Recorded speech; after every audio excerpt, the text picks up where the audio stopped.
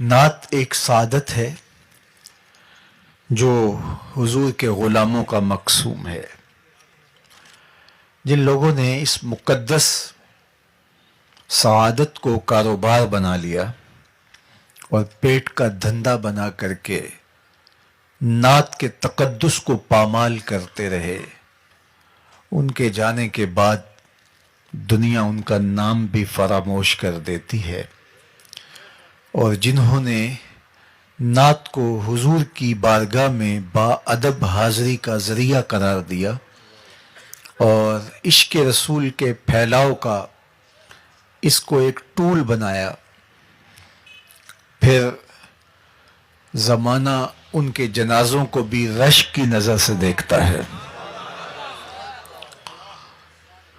بہت سال نوجوان تھا، آج ان کو مرحوم کہتے ہوئے کلیجہ منہ کو آتا ہے، لیکن یہ ایک اٹل حقیقت ہے کہ جو یہاں آیا ہے اس نے بہرحال پلٹ کے واپس جانا ہے.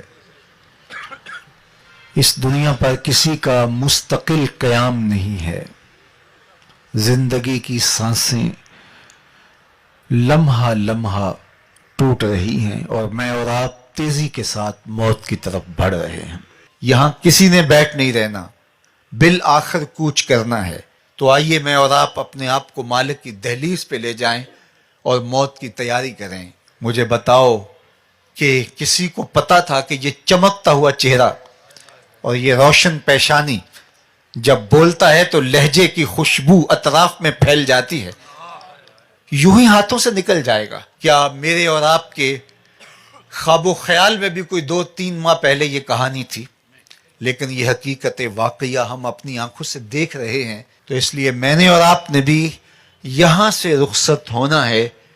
تو خوش نصیب لوگ اور عبرت حاصل کرنے والے لوگ اپنی آخرت کی تیاری کرتے ہیں، ورنہ وہ لوگوں کی وفات پر چند لمحوں کے تعزیتی کلمات کہنے کے بعد اپنی غفلت شیار زندگی کا حصہ بن جاتے ہیں، اور پھر موت جب انہیں اچانک دبوچتی ہے تو پھر وہ کہتے ہیں کاش کہ ہم فلاں کے مرنے سے عبرت حاصل کر لی ہوتی.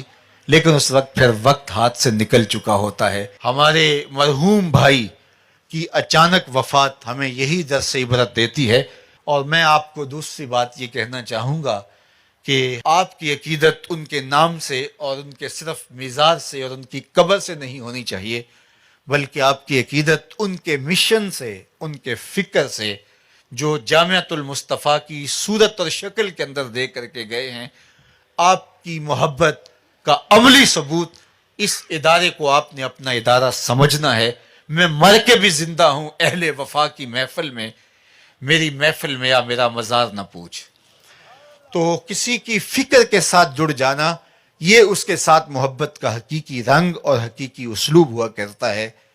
تو یہ انہوں نے ایک مثال بھی قائم کی. عمومی طور پہ ثنا خانوں کو پذیرائیاں بھی ملی ہیں، بہت بہت عزتیں بھی ملی ہیں، لوگوں نے مال بھی نچھاور کیا، لوگوں نے ان کے قدموں میں اپنی آنکھیں بھی بچھائیں. ثنا خانوں کی بہت ساری غلطیوں کو لوگ نظر انداز بھی کرتے ہیں، اس لیے کہ یہ حضور کی ثنا خانی کرتے ہیں، یہ حضور کی نعت پڑھتے ہیں.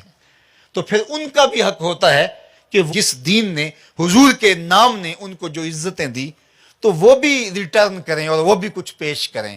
میں نے ایک زمانے میں کہا تھا کہ گلوکاروں نے اور کرکٹرز نے اپنی اس شہرت سے فائدے حاصل کر کے بڑے عالی نصب ہاسپٹل اور بہت کچھ جو ہے وہ فلاحی کام کھڑے کر دیے. کاش کہ یہ ثنا خاں مل کر کے ایک حسان بن ثابت یونیورسٹی ہی بنا دیں. کاش کہ یہ کوئی کام کریں اور ان کی مقبولیت سے امت کو کوئی فائدہ ہو. نعت خوانی صرف آپ کی زبان سے ہی ادا نہ ہو بلکہ عمل اور رویے بھی نعت خوانی پکارتے دکھائی دیں. تو لازم ہے کہ نعت خواں حضور کے نام کی یونیورسٹیاں اپنی مقبولیت کے ذریعے سے قائم کریں.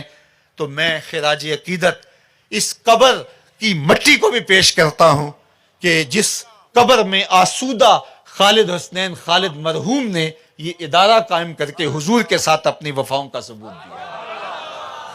اور پھر حضور نبی رحمت نے اس محبت کو ادھار نہیں چھوڑا، بلکہ جو پذیرائی، جو تکریم، جو عزت اور جو وقار، اللہ اکبر، خالد حسنین خالد کو نصیب ہوا، لگتا نہیں تھا کہ یہ کچھ جنازہ جا رہا ہے، لگتا تھا کسی دولہے کی بارات جا رہی ہے۔ تو یہ حضور کے ساتھ محبت کا عملی رنگ تھا جو زمانے نے دیکھا۔